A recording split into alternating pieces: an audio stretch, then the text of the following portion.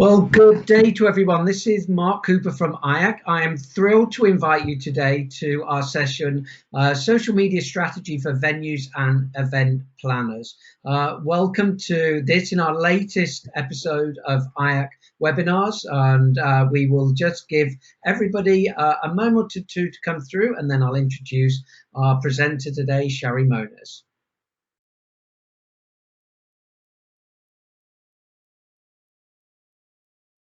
We could say hello to everybody, and there's some emoji chat functions. Yeah, say hi. So now that we have everybody come through, what I'd like to do is just a couple of housekeeping points. For those of you who are not familiar with the AnyMeeting platform, there are two ways or three ways for you to be able to communicate today. You can send your direct questions to Shari via the Q&A application, which is if your browser if you're coming in through your browser or through the application, you will see that icon at the top of your screen. Ask a question and Shari will get to all of those questions at the end of the presentation. If we're short of time and you're not able to stay on, we promise that we will answer the question in our follow-up email. We will be sending everybody a on-demand shortcut to the session so that you can share that with colleagues, and we'll also address any questions there.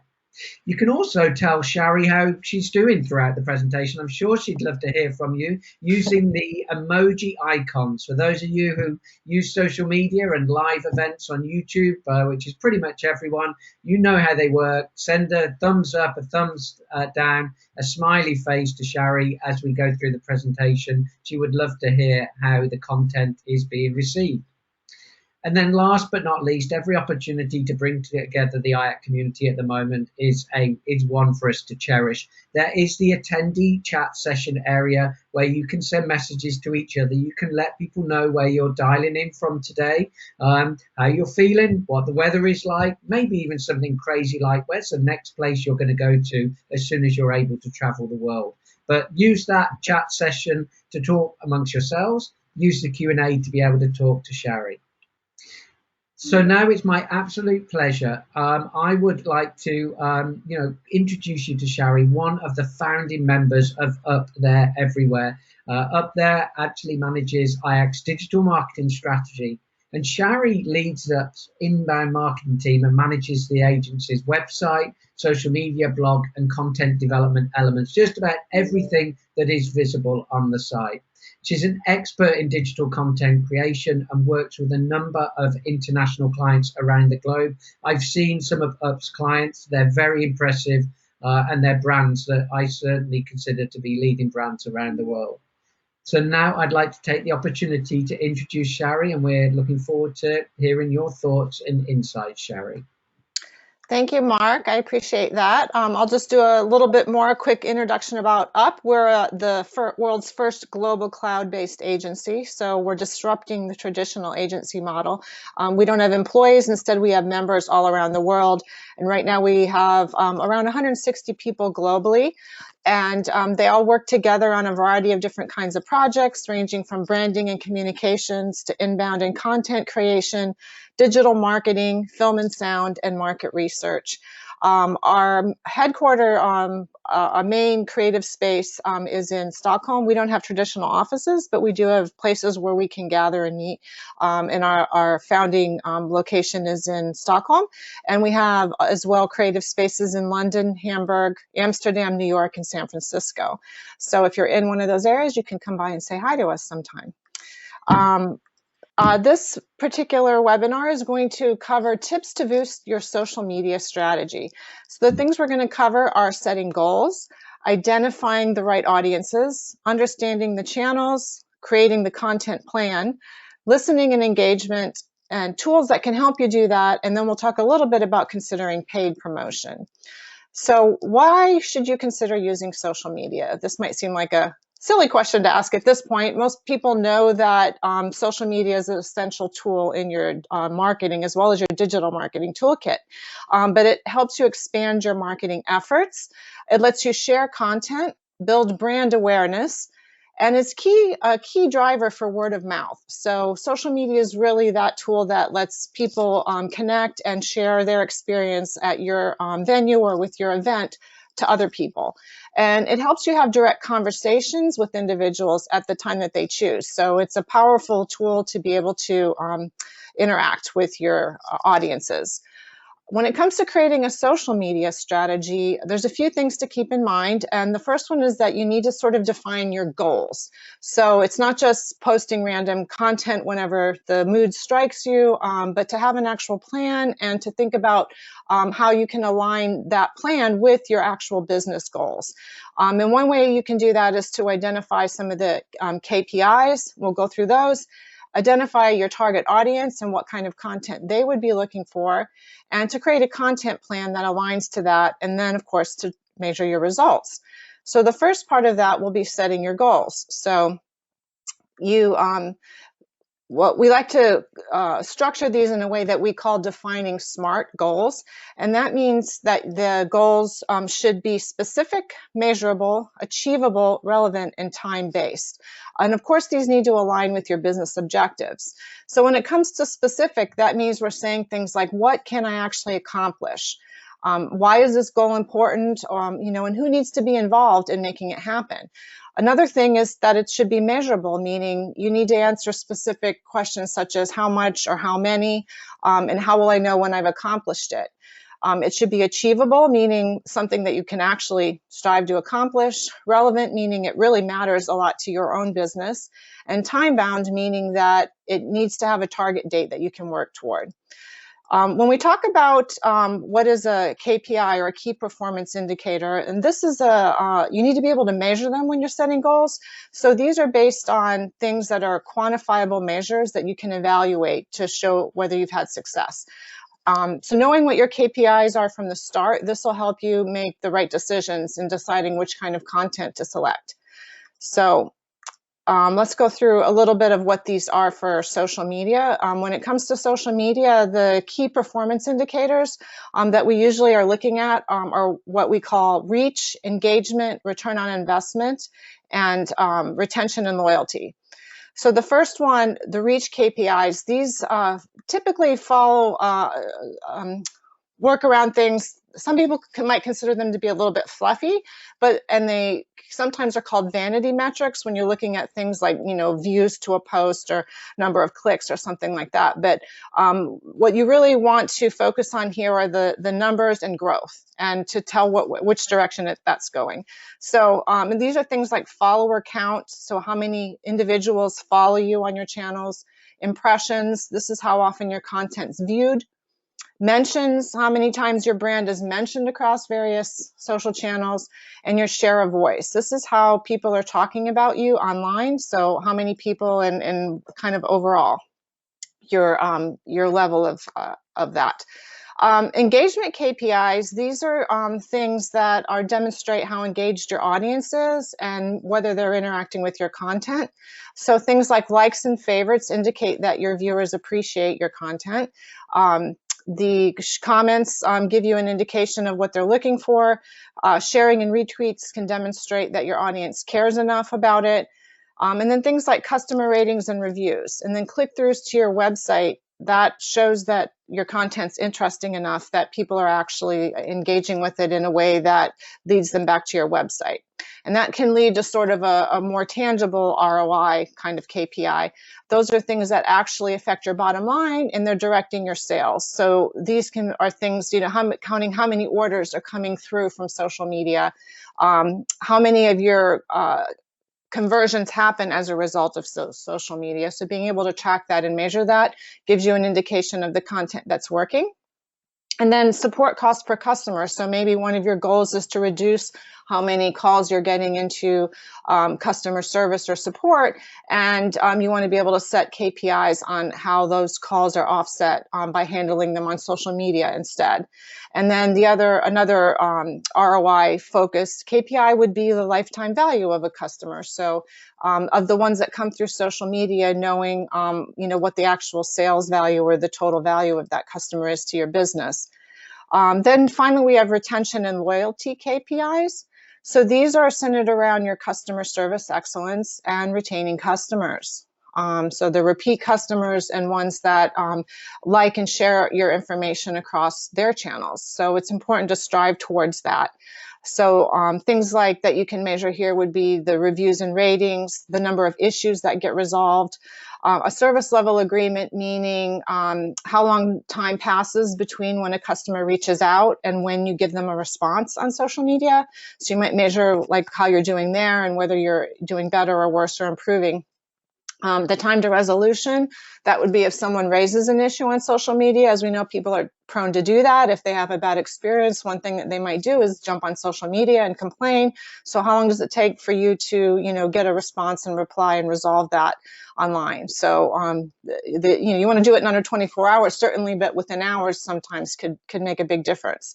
And the final one is sentiment, and that can be a little bit tricky to measure, but it's important because it sort of tells you what people are thinking. And you might need to have a tool or a broader look at how sentiment across all social media channels are doing, but you can measure that generally by tracking of all the posts that mention you or that are on your platforms. Are they negative or positive, and giving yourself a score. So I want to do a quick poll here. If you could, I think we'll have the poll come up, and if you could tell us what your top social media KPI is. Is it reach, engagement, ROI, retention, and loyalty? I see the results are coming here. Looks like we're heavily leaning towards reach so far. Okay. A few more might come in. Okay, good. So reach tends to be a top KPI. And I would say that tends to be sort of an introductory level KPI that most people start off with. And as they grow their social media experiences and they start seeing what works more, they start having more tangible ROI focused KPIs. So let's move on now to identifying our audience. As you all know, that's an important element to understand who you're talking to. So one of the things that we sometimes look at around this is being able to create a written profile of your target audience. So this would include details about who they are, their job title, the kind of content that they would read or share, things that would inspire them, things that frustrate them in their work, and ways you can help overcome their challenges. So, really getting a written perspective and persona written about what this person looks like. We sometimes work with these and call them a semi-fictional representation of a customer. So you sort of put together a picture of what that person looks like, and you can have them in your head as you're preparing content. So consider your audience, keep in mind the kind of content they're looking for and what they would share. For event planners, they're looking for ideas and inspiration, success stories about events that you've planned at your location, share customer testimonials, photos of food or event setups, times you went above and beyond to meet a client's needs. So think about where they are online and the kind of content that they're willing to share. Next, we'll talk a little bit about the channel mix and through the various social media channels, which ones you might want to focus on. In general, there's the top 6, and some people say the top 5. I've added YouTube in here because it is a social media channel, and those are really the top 6 that most people focus on. And then for the right audiences, there's some other ones that could work for you depending on if you see your audiences there using them. It might be things like WeChat or TikTok or Reddit, stumble upon Snapchat. Some of these channels can have a very specific audience, and the kind of content shared there could be valuable for you. So, it's something to consider as well. But we're going to focus on the top channels here and give you a little bit of insight or information that hopefully maybe you didn't know or that can help you in planning your content. So starting with Facebook, you may have heard that if it were a country, it would be the biggest one on earth, because there are over 2 billion users on Facebook right now, and that's larger than the largest country, which is China, which has 1.4 billion people living in its borders. So Keep in mind, Facebook, if it were a country, would be a huge one, the hugest one. And so you don't want to like not be using Facebook. You should have a Facebook media strategy, especially giving a venue, because so many people do check-ins when they get to a location or they're somewhere, and you don't want to miss out on that opportunity of having a page there. And I will say that you need to have a business page, not just a profile there. Like some people set up their businesses as an individual or with an individual profile, but there's a lot of reasons you want to choose a business page instead. One of them is that there's a limit on how many friends an individual page can have, and that's 5,000 friends, but there's no limit for business pages.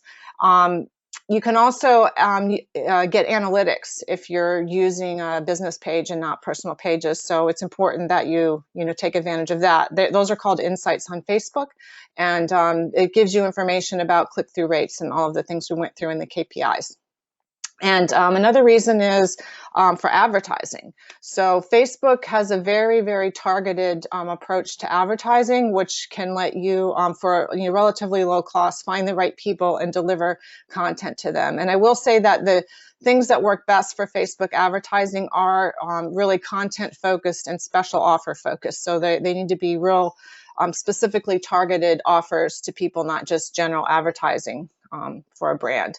You can also use Facebook's other properties, and connect through those, which WhatsApp, Facebook Messenger, and Instagram are all owned by Facebook. So your targeting and your advertising can go across all platforms, and Facebook can help you optimize that and decide which ones are right for your audience.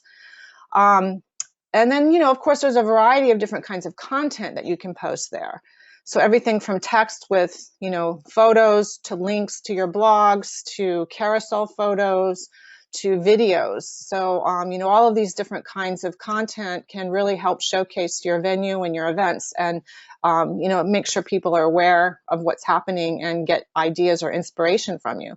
And that's part of the idea behind using social channels as well, is not just to be always thinking about promoting yourself, but thinking about helping your audience and providing content that would be useful or interesting for them to help them do a better job. Another thing to consider is going live on Facebook. So if you haven't done that yet, that might be a good opportunity, especially now when people have limited ability to actually visit you in person.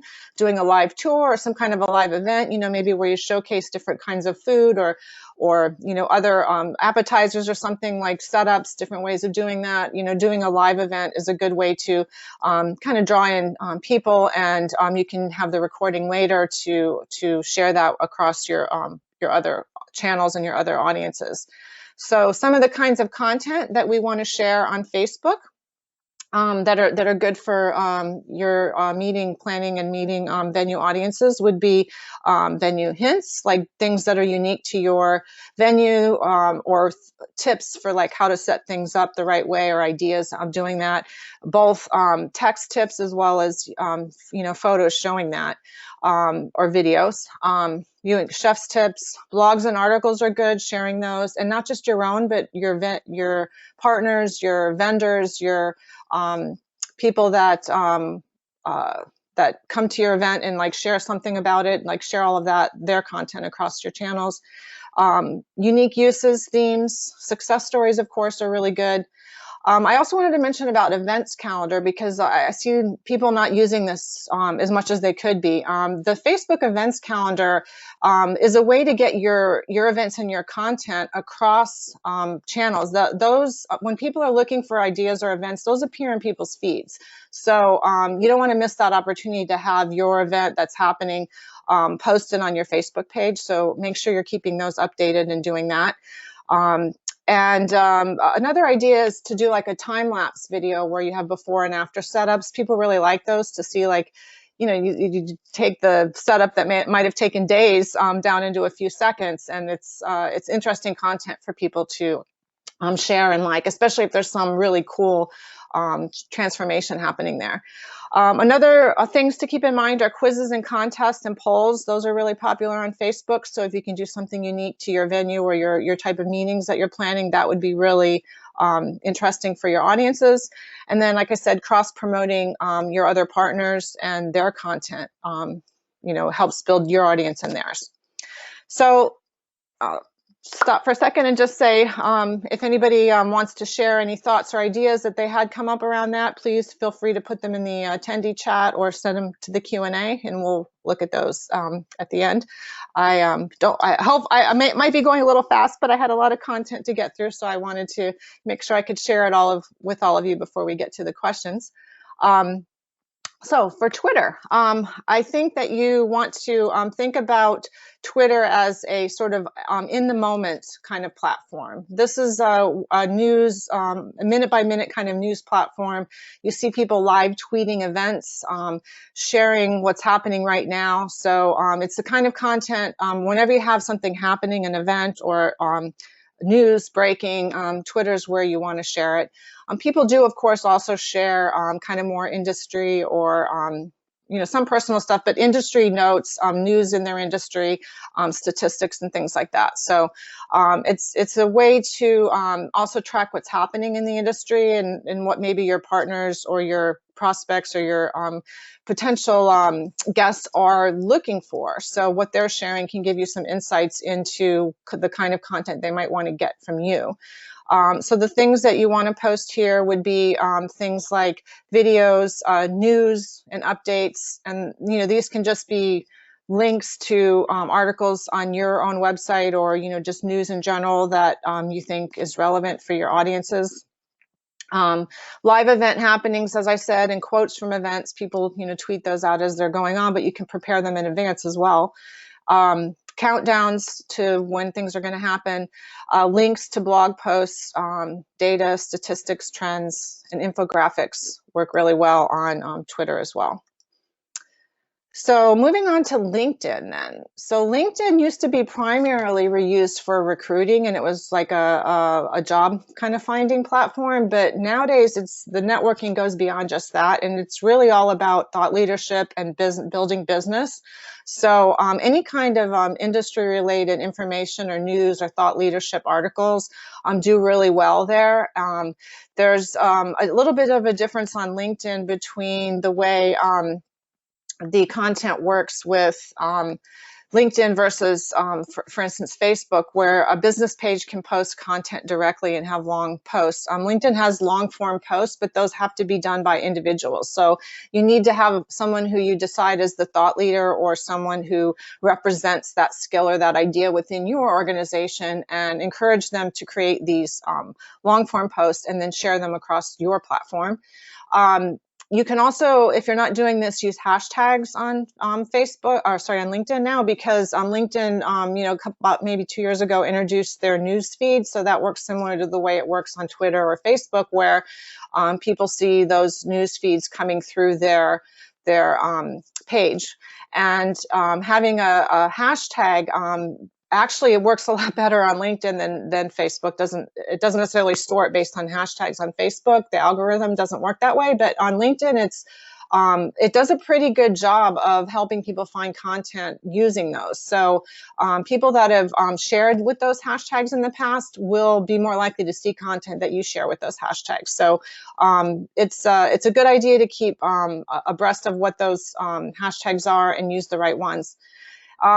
And as I said, it's a place to, grow networking and share ideas. Another thing that's really successful when it comes to LinkedIn is answering questions for people. So whether you get a lot of questions into your teams, if you can make up a list of, frequently asked questions and start posting responses to those, that's a good way to build engagement and show your thought leadership and your knowledge in those areas. So again, what to share, FAQs, trending news is good, and even news that's not about your company or your venue or your business, but related to the industry or things that your audience would find interesting. So that's called curated news, and LinkedIn actually has a section and a page you can go in and find that. It will help you find what's relevant to you, and you can share that.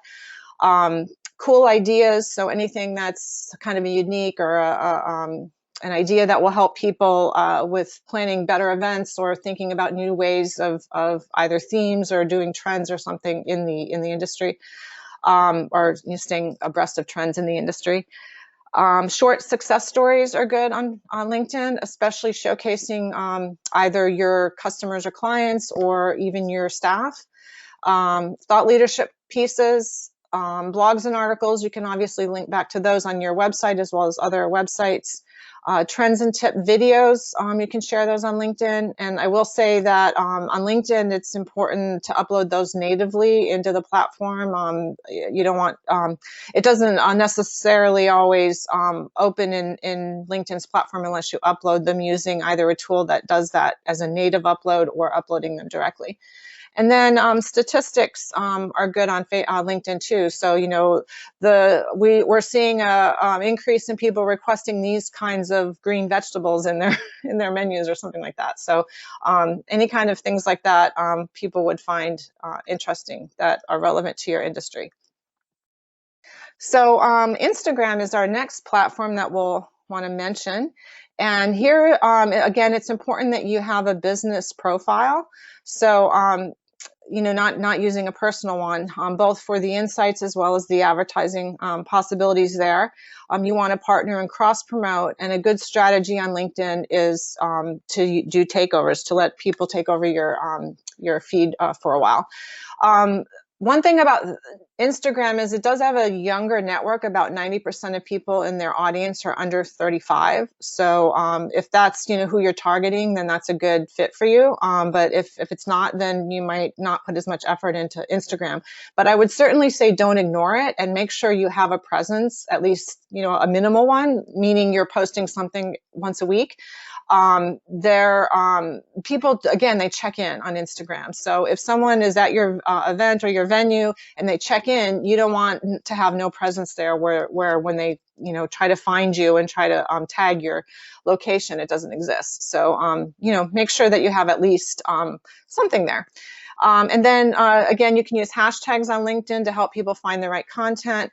And then a little bit about influencers. A lot of people do influencer marketing through Instagram. It's a big trend and a popular thing on Instagram. And this is just people that have a lot of following. You encourage them to mention your venue or your event by giving them some sort of a free something, you know, it could be a weekend or a stay or a meal or, you know, whatever, an experience in exchange for them writing about it and sharing it on their blog or their Instagram platforms.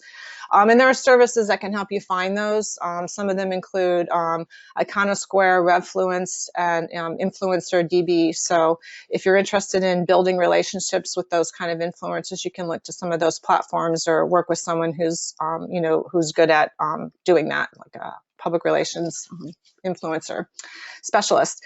So what to share on Instagram? So you want to share beautiful photos, inspirational ideas, memes, event setups before and after, food, lots of food pictures. Food's big on Instagram. Design ideas, again, things that are, you know, cool setups or maybe other people haven't seen before or just beautifully executed. All of that is good. Videos, the time-lapse ones can work good here too, but just in general, short videos usually on Instagram. And contests are popular. So, you know, getting people to interact by sharing content and offering something for doing that. So we have 2 more to go through here on our channels. So Pinterest, if you aren't using it and aren't aware of it, again, this is, I think, a key one for venues, especially, and event planners. Pinterest is an area where you people collect boards of ideas and inspiration to help them with things like planning events. And I would say probably planning events is one of the biggest, well, between home decorating and planning events are probably 2 of the reasons people use boards like Pinterest the most. So they're going there to get ideas for themes. They're going there to get ideas for decorating. They're going there to get ideas for food to use. So, you know, create a series of boards that showcase each of how those things can be done through your venue or your event. So, you know, you can also do things like, you know, show seasons that, you know, here's a board about seasons and it's different setups, you know, through the seasons of your venue. It could be day versus night. What does it look like in the day versus at night? So those are the kind of things people, you know, might find interesting. And then, so some of the other content you can post there would be, again, design ideas and setups, menus and food. Maybe you have some kind of cool tech offerings. You want to like showcase what those setups look like, or, you know, how they help, you know, put those all on a board, all the different things people can do. Maybe it's real specific tech, you know, put that in a board. Unique events or themes, types of categories of events, even like, you know, all the different, you know, do you do association events or personal events or meetings only, or, you know, just put them all in categories and have examples there. And then activities, you know, things that people are doing at events, especially if they're like corporate events. They're looking for ideas there. Oh, and I will say also Pinterest, you can share those boards across other channels as well. So people share their Pinterest boards on Twitter and on LinkedIn and on social media, on Facebook. So, you know, start collecting things there. You can also collect other people's information too. It doesn't all have to be your own content. So you can start a board that has some of yours and then share in content from other people to create a nice, strong board on Pinterest. And when it comes to YouTube, again, YouTube is huge. It has over 103 billion users, It's the second largest social network. And interestingly enough, it's also the second largest search engine in the world.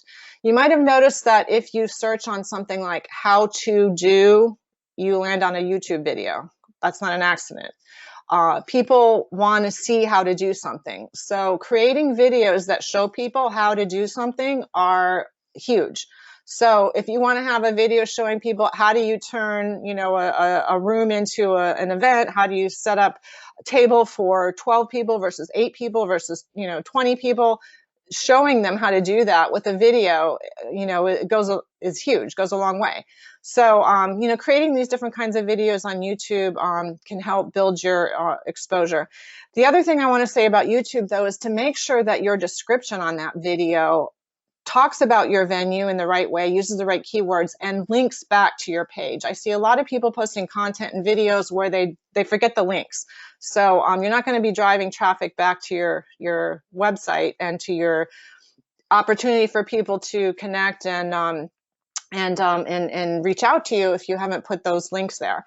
Some people use LinkedIn more as a channel. They have syndicated content and they're producing shows, and you know that their goal is to have you register and follow them only on YouTube. But probably for most of you out there, that's not your goal. Your goal is to drive traffic back to your website and back to your place where they order, you know, ask for a quote or ask for you know, an example.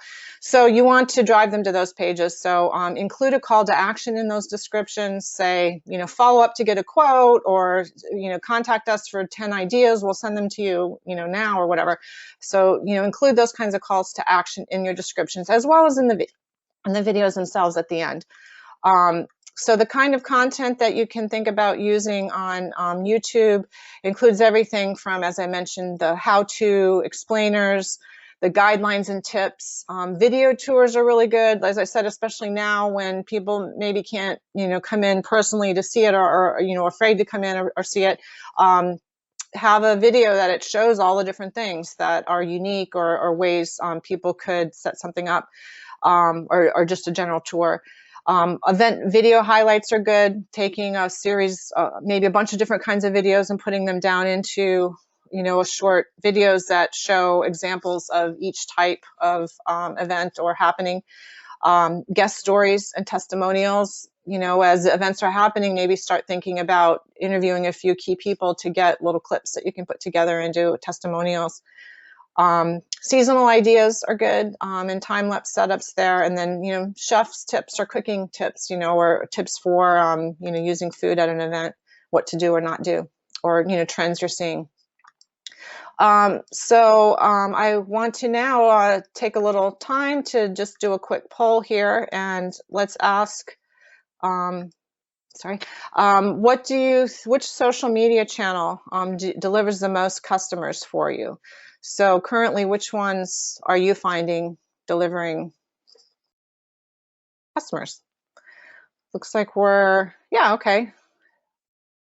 Still coming in. I think everyone can see the results, maybe. We're seeing mostly Facebook, and then some Instagram. Looks like, yeah, mostly Facebook. That's not surprising. Okay. Thank you for sharing that. That's good to know. So now I want to go a little bit into creating your content plan. I know I've gone through a lot already, and I have a lot more, so I hope everyone's taking notes. But don't worry, we'll send this to you, and all of the stuff listed here will be in that in the deck that you see, so you can use all this good information hopefully in your own social media planning. So creating a strategic plan.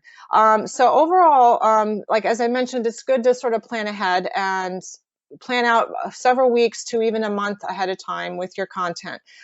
Creating the plan means aligning topics with your strategy. So if you're really trying to focus more on getting business meetings versus special events, then the kind of content you want to create should be focused in that way. Think about using timely content, meaning it's fits the season or the time of year, or what's happening in the world at the moment. Create useful content, so it's not just about promoting your own business or yourself, but helping people answer questions, like how do I set up a room for better socialization, or what's the best menu for mid-afternoon, or how many speakers can I have on a panel at one time, what's the optimum number. So any questions like that you think your audience would be interested in, plan a series of content around that. Try to make it visual, include photography or videos as much as you can.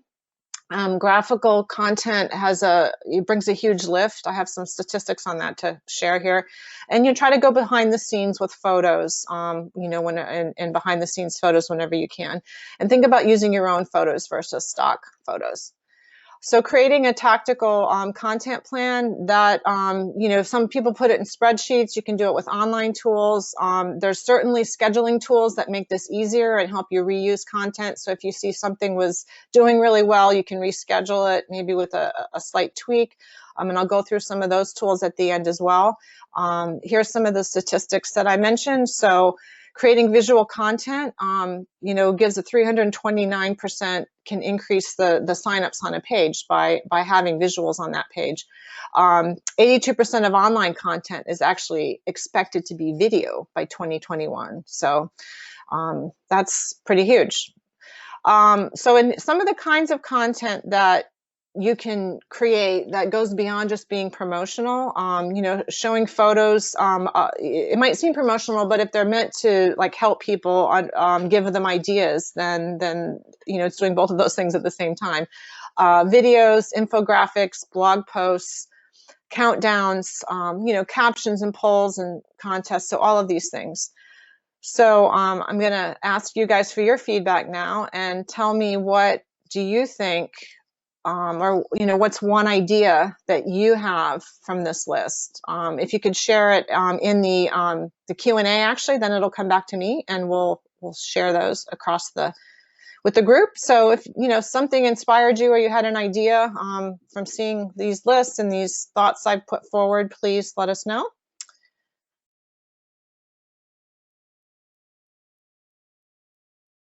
And while people are thinking about that and submitting those, I'll just sort of mention a little bit that visual storytelling. You probably heard this, that visual storytelling is pretty big right now.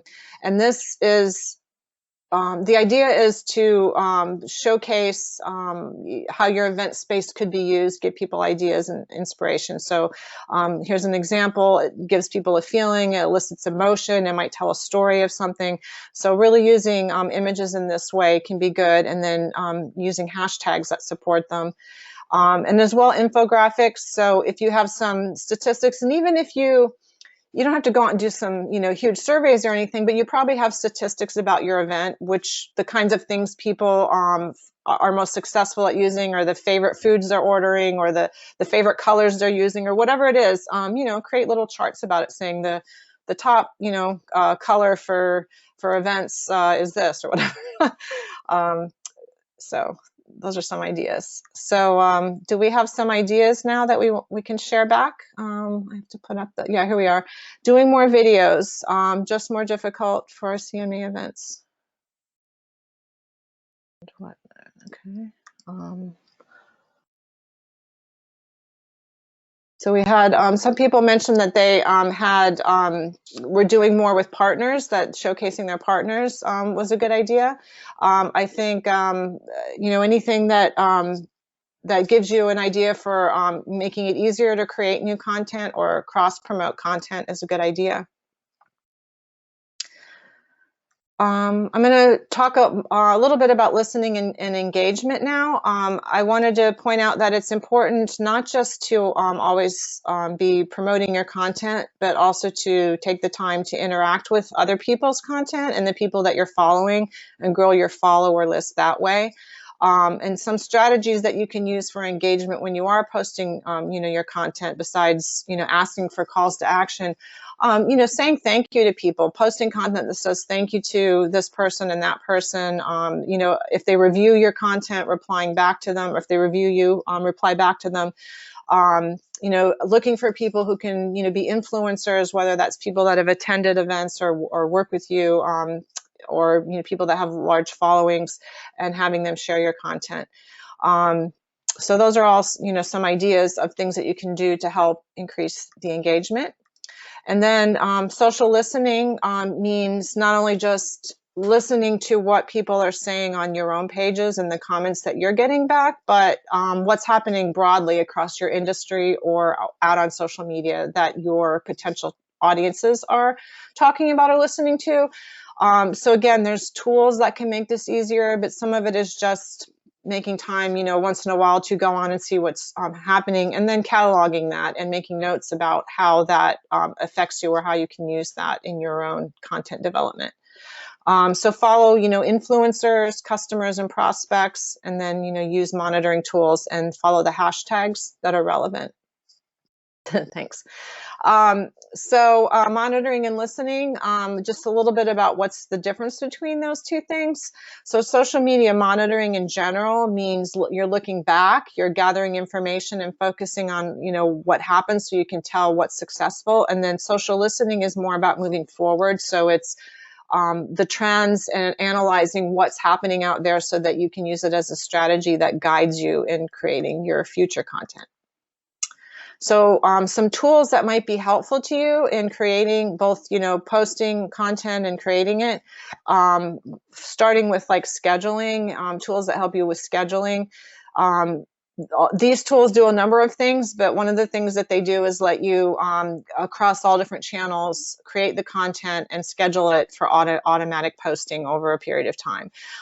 So some of those include Sprout Social, HubSpot, Buffer, Hootsuite, Zoho Special, and then there's a few other ones, but MeetEgger is a really good one.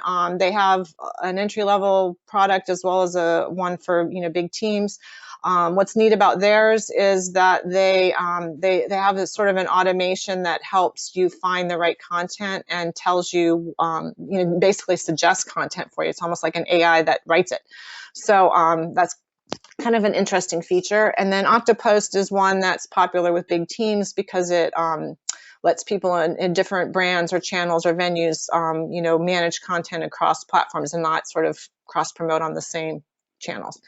So they all have different price points, starting at, maybe 25. I think Sprout still hasn't, no, there's just 49. So, they're starting in like $25 to $45 a month range and going up to several thousands depending on the platforms. But a tool like this is essential.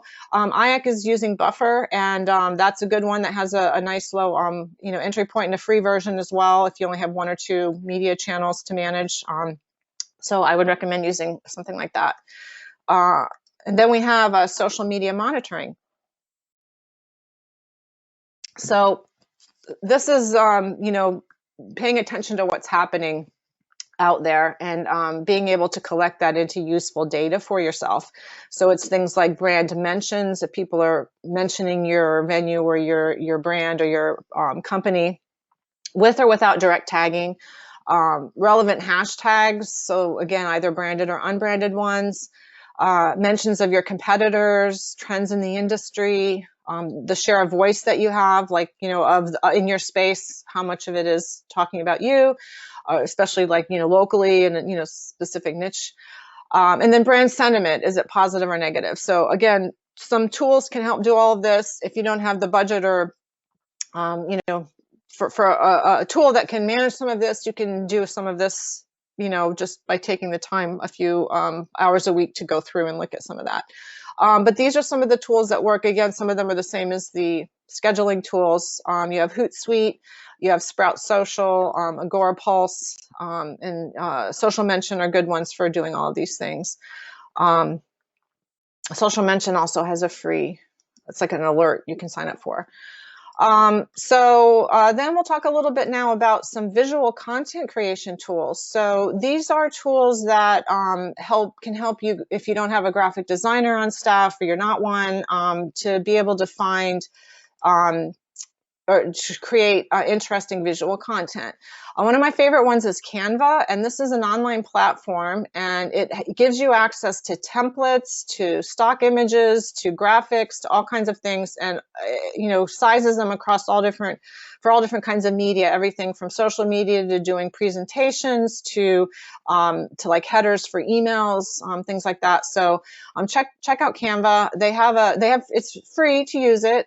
Some of the images and templates, you know, have a fee associated, but they're low, like $1, you know, to use it. You can buy a Teams group there, a Teams application where you can upload all of your branded materials and keep them like in a folder, so it automatically uses your fonts and your colors and things like that. Another one is Adobe Spark, so that's for photos, finding photos and editing photos online. There's one called Image Quote that's good, and it's a mobile app, so if you want to, you know, quickly add quotes or something to photos and post those, that's a good app to have on your phone. Pablo by Buffer is a similar tool. It adds quotes and titles.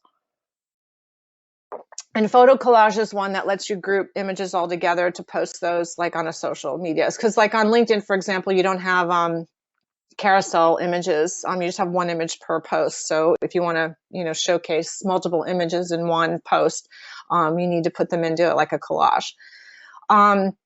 Animated GIFs, so Giphy and GIFmaker, those are both good for this. You see those a lot on, you know, on Twitter and on Facebook, people using these. And the good thing about using one of these tools to do it is you can post your content there and other people will share it. So if you, you know, branded it or put your URL or something, people might find it.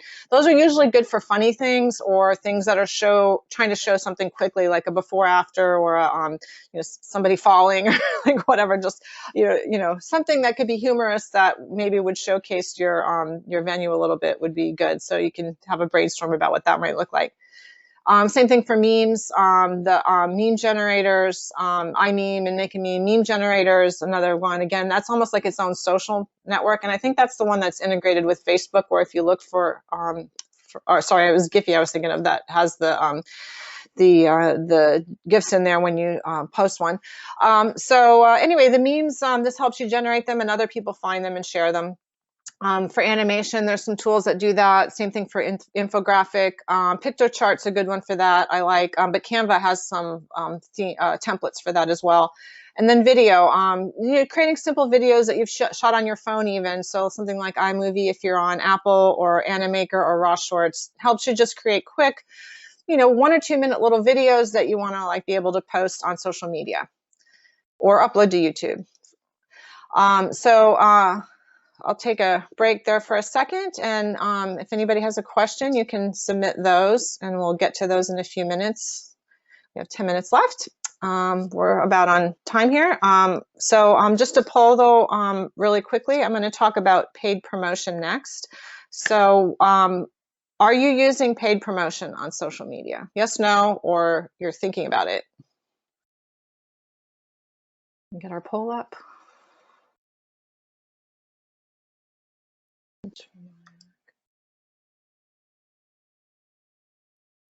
Okay. Okay, so we say about 45% of people say they are using paid promotions. It's 42 no. It's roughly, now 44. So it's about half and half. Half and half are, and about 12% are planning to start. So that's good. So most of you seem to have found that, and hopefully you're finding value in doing that.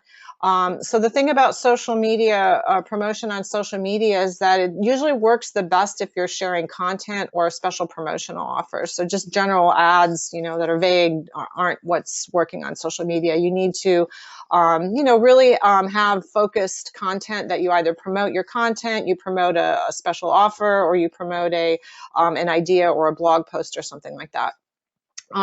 So there's two kinds of content basically usually on social media. It's boosted content, where content that's in your feeds or that you would have posted, you amplify it and get a bigger audience for it than your own followers.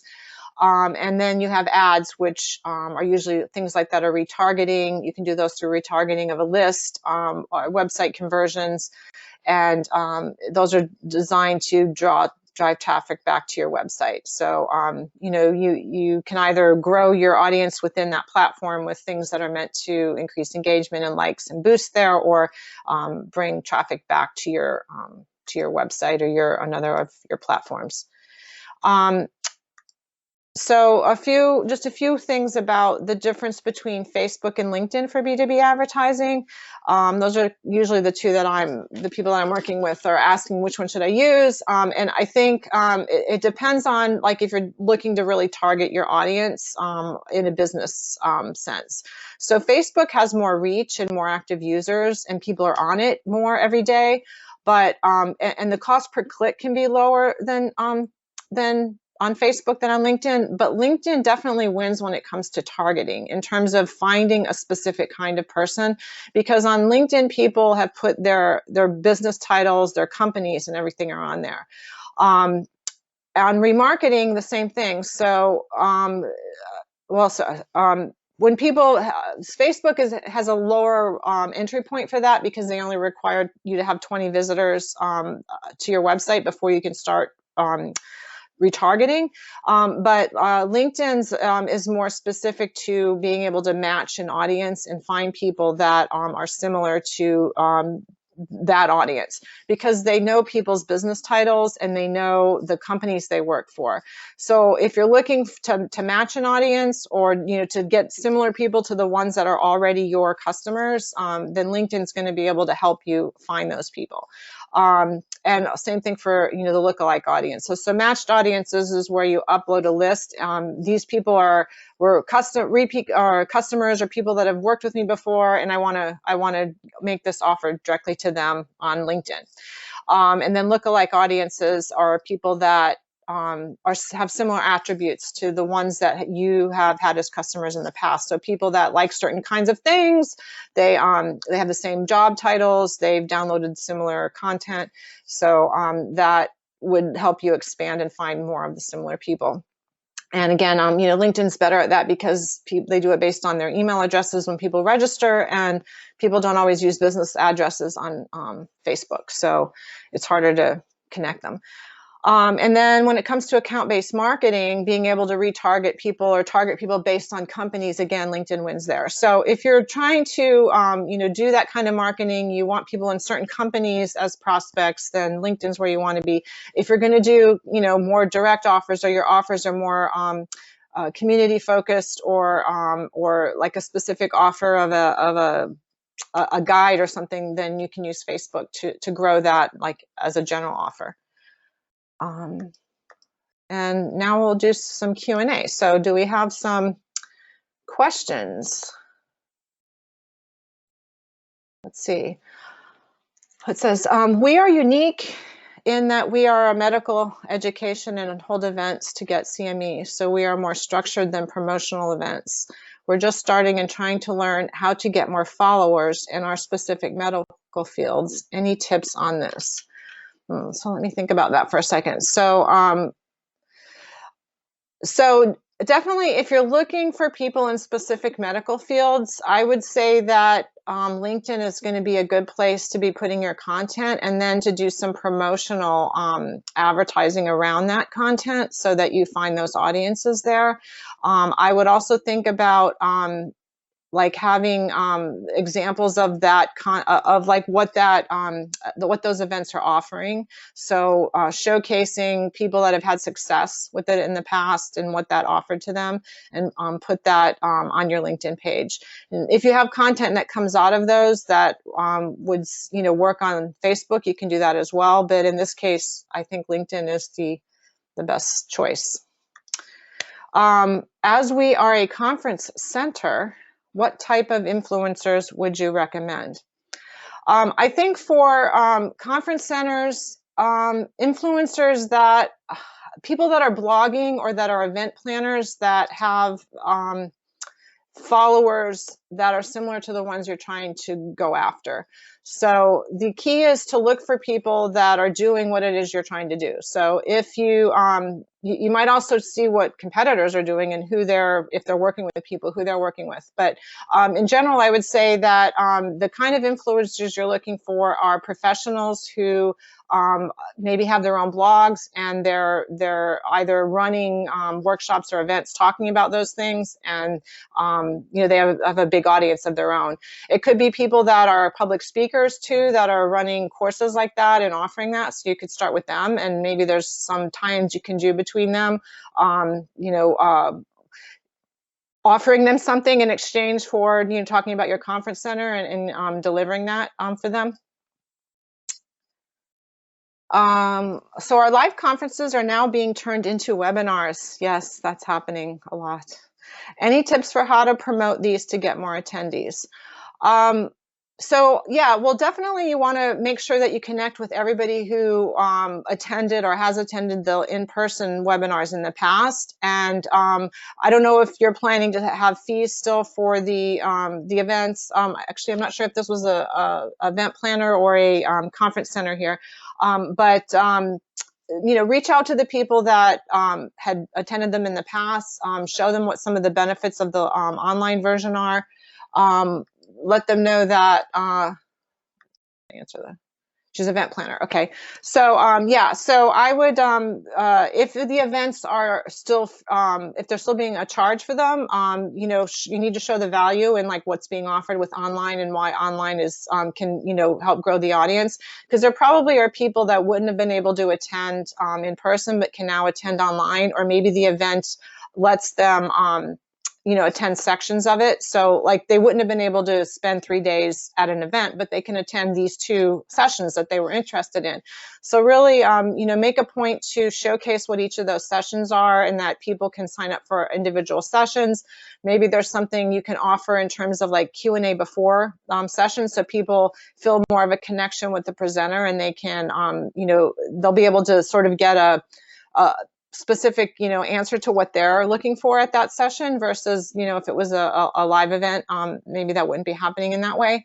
So so getting those people that are that attended to share it, you could maybe think about offering them some kind of an incentive to share that content as well. So if they're saying, if you share it on their social media channels that they're attending the conference, there's all this new event just turned into a webinar, I'm attending, give them a link that they can use, share it, and then if they get registrations, give them something back. So it would be a tracking link that lets them deliver registrations to you. How many times would you suggest to post on social media platforms, daily or weekly? And this depends on the platform, and it depends on your audience too. But in general, for Facebook, daily posts are good. But if you're not doing it that often, once or twice a week is okay. Twitter, it's like 5 or 6 times a day. If you can't do that, a daily post there again is good. Otherwise, it's, do the cadence that you feel comfortable with and that you can manage to post good content under. On LinkedIn, a daily post is fine. Weekly posts are fine too. The idea is that you want the content that you are posting to be relevant and useful. The other thing you can keep in mind, as I said, it doesn't always have to be your own content. So start looking for content that you can collect from other people, and share content that resonates with your message and is helpful. So, that could be news, that could be content from partners or sponsors. Share what they have. you can mix that into your cadence. So if you can only do once a week an original, piece of new content, that. The other thing to keep in mind is you can reshare old content. A lot of people don't think about doing that, but you had a blog post that you wrote, a year ago, and it's still relevant. Share that. You've got a infographic or a cool video, keep promoting it. Put it into a cadence of getting promoted once a month. So you can fill up a calendar, fairly quickly doing things like that. Let's see. Next question. Oops, we're almost at the hour here. I'll take one more question. How many? Oh, that was it. Okay, we're done. Mark, I'll hand it back over to you because I think we're at the end. Oh. There we go. Yeah. Sherry, thank you so much. I had to jump out of this session for another one and come back again, but it was great to see the momentum as I left. Tons and tons of data, and the Q&A at the other end seemed to be some really great questions. So I appreciate it. For all of our members, if you're wondering about UP's effectiveness, they have been our partner, our digital marketing partner, for probably 3 to 4 years now. And so you can see evidence of where Shari and UP have helped us by looking at our visibility and our reach on the social media channels and on our blog. So really that speaks for itself. But Shari, thank you so much for sharing those insights. It's great to see so many people still on the line at the end of the hour. It's always a great test of the validity of what you're sharing. And just for everybody, do continue to join IACC on our webinars. We will continue with our series, and of course we are building up now to the big IACC Virtual Connect. That's May 18th through to the 21st. Make sure you join us. Make sure you shared that link with all of your teams and colleagues, because we are so close now to being able to announce that we've broken the all-time registration record for IACC in our 39-year history. So you will be the first to know. Contribute to that, contribute to something truly great that will come out of this year. But to everybody on the line, stay safe, stay positive, keep in high spirits. And Shari, once again, thank you very much for your time. You're welcome. Thank you, Mark.